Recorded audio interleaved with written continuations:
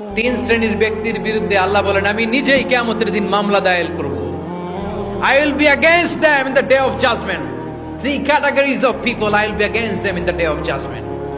तीन श्रेणीर लोक कियामतेर दिन तारा ছাড় পাবে না। আল্লাহ বলেন আমি নিজেই তাদের বিরুদ্ধে মামলা দায়ের করব। এর মধ্যে এক শ্রেণীর লোক হচ্ছে রাজুলুন ইস্তাজারা জিরান ফাস্তাউফা মিনহু ওয়া লাম ইউতি আজরা। একজন শ্রমিক ভাড়া করে তার কাছ থেকে কাজ নিয়েছে কিন্তু তার পারিশ্রমিক আদায় করে নাই।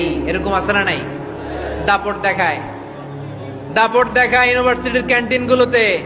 ইউনিভার্সিটির ক্যান্টিনে যে খায় মাগার বিল দেয় না, এরকম ডাকাইত আছে না নাই?